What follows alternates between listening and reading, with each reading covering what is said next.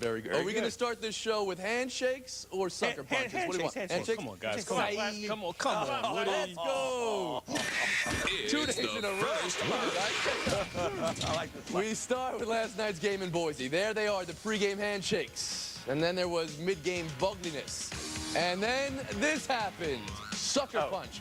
Right in the kisser. LeGarrette Blount to the face of Byron Hout. Then a bit with fans as he was being restrained by coaches and police.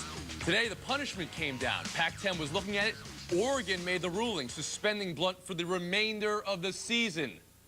Is this what the punishment should be, Plaschke? You know, LeGarrette Blount's a good football player. He's also been a big problem in Oregon. He was suspended in the offseason for missing workouts. He was pulled off the practice field the first day of practice this year. This is the capper on national TV. I think the young man should be suspended for the entire season. He should not be allowed to represent the University of Oregon. He should not be allowed to represent the University of Oregon in a public function again after what happened. It's a heinous thing. It wasn't the first time with this guy. Also, this will tell me what Chip Kelly stands for, what Mike Blount stands for. This will tell me what Phil Knight, the Nike guy who funds the University of Oregon program, let's see what he stands for. Let's see him stand up and say this is unacceptable. This is their best running back. He was their Heisman hopeful. Let's see if they can show, though, how behavior is more important than performance, and how you represent university is more important than how you run the ball for your university. Again, I know the Boise State kid seemed to egg him on. There was no excuse for what happened, and especially when he went after the fans as he was leaving the field. He apologized afterward. That's a good first step, but again, he should not be allowed to play for Oregon the rest of the year. Bill, that's why I would think that you should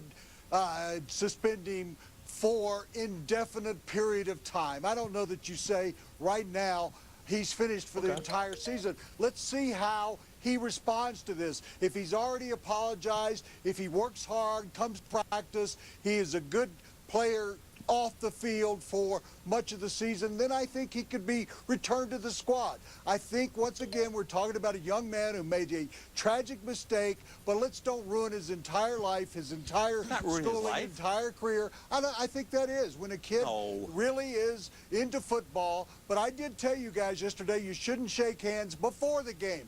What does that lead to? You shake hands before the game. Oh, come on. Wait a second. Yesterday you said shake hands after the game. This didn't look like they were shaking hands after the game. Well, if they had shook hands, this wouldn't have happened. If his right hand was extended. Well, that's the thing. The NCAA, Woody, is trying to make an effort for sportsmanship, as you guys talked yesterday. And what happens right out of the chute? You have this ugliness. Therefore, Tony, the NCAA, the Pac-10, and the university, as Plaschke said, I say a year ban. Everybody get together and ban them for a year, because you need to make a statement, Woody, to all players out there. I mean, this didn't just involve throwing a punch at the other player. It involved throwing a punch at his own guy. It involved trying to get into the stands. It involved policemen having to drag him off the field. And I think reality, it's just way too far. I think make a major statement here all across the board.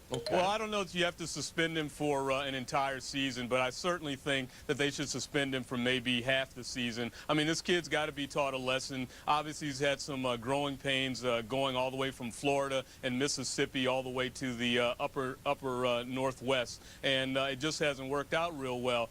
But the other thing that should happen here is that the NCAA, College Football Association, the college football coaches really should get together and re-explore their demand for some acts of sportsmanship. And I think it's more important now that they shake hands, not necessarily before the game, but after the game, just like hockey players, just like soccer players do, and get rid of all this mess. You've got it. This was a very ugly incident. I tell you one more thing. The young man who did the taunting, he should suffer some consequences as well. Plaschke back in. Yeah, no, I'm not saying take away his scholarship. Let him keep his scholarship. Let him work out. Let him work out for Pro Scouts later on in the year. You just don't want him wearing your uniform, representing your university with this kind of behavior. Mariotti. Yeah, well, and this is the brand new coach, Chip Kelly. His very first game, and this happens to him. He loses to Boise State, and now this mess.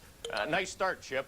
It's kind of forgotten about the fact that you had two teams that were 14 and 16. This was Boise State's biggest game of the year. Let's talk about the game real quick. Were you disappointed in Boise, Woody Page? No, I think that when you win at home against Oregon, a team that was ranked in the top 15 or 16. I think now you go undefeated. This is the team that's going to create Mariotti? the BCS. Yeah, Boise is now going to be a bracket buster, a BCS buster, because they have their top 20 victory. They play some weak teams, but now they have that big But gem after to seeing start the way season. Oregon played, they brought nothing to the table, Blackistone. You think that might be a mark against Boise? Well, I don't think it's a That's mark how against. things work out No, in I don't think it's a college mark system. against Boise. I think it's a mark against Oregon because they're going into a tough Pac-10 schedule. And it looks like they're a little bit Last short. word, Plaschke. And teams like Boise State and Utah wonder why Pac-10 teams won't come play on their fields. This is why. Because they're not any good. Calcio Pac-10 system, blue. the first game of the year, they play their most important game. They're a little bit rusty. Oregon doesn't look like they're game ready yet, and that might be a mark against them. We'll see what happens with Boise.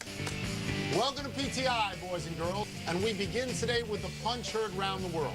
After the Boise State-Oregon game last night, Oregon tailback LeGarrette Blount sucker punched Boise State defensive end Byron Hout.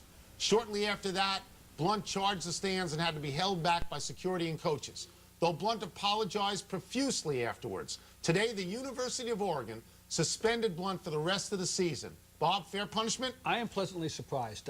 I didn't expect this. I thought a half a season would probably be the max, and it's a cynical viewpoint based on recent experience about how big-time colleges handle transgressions and big-time college athletic programs. Here's a guy, Tony, that scored 17 touchdowns in 2008, and I'm very pleased that they did this. We talked about this, obviously, before the show, and I thought that it would be a minimum of 4 games, but I thought it quite possibly could be the whole season. And I thought that it was important, not that the Pac-10 makes this happen, not that the NCAA makes this happen, but the University of Oregon makes this happen on the highest level of the school, because this is not the pros. Okay, it doesn't have appeals. You don't go through all that stuff. This is a school, and you've got to show the parents of your students that you're going to keep everybody safe on campus, and you can't have somebody who reacts this violently in this circumstance. Even though he was, quote-unquote, provoked, Yes. It's an overreaction to an enormous degree, and it was a totally ugly spectacle. And here is what works against him and his appeal for leniency, which he did afterwards. I'll never do this again. I heard it, yeah. Okay, it's on national television.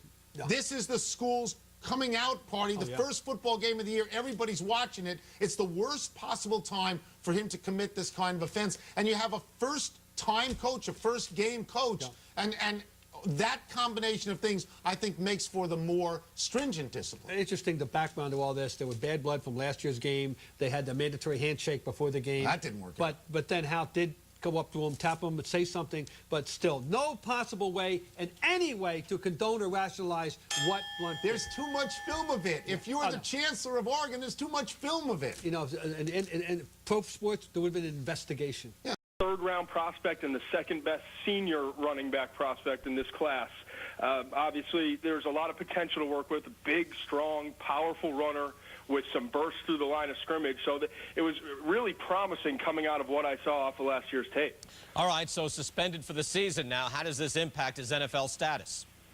Well, you know, unfortunately, he's done nothing to help himself since last year. That's the whole point. He's suspended for not going to meetings and having trouble with his classes. He put on extra weight and was out of shape for spring ball. He didn't look very good in the game last night, and obviously now, you know, the off-the-field incident, punching the guy and just completely losing control after the loss. I talked to an NFL scout, the head of a scouting department in terms of the college department. He told me, you know, in 5 minutes that Blount went from a possible second, third-round pick to an undraftable player in his eyes. I know that's obviously a knee-jerk reaction, but the biggest problem now for Blount is he has nothing he can do between now and the workouts come in March to try to regain any of his status. Had he been suspended for 2 or 4 games, he would have had at least the second half of the season to bounce back and try to recover his reputation. At this point, it's going to be very difficult. He may go undrafted. I'd say at best case, somewhere in the 5th, 6th round. Yeah, as a senior, obviously, you know, huge damage to him and his possibilities of getting into the NFL. Todd, thank you. You got it, Brian.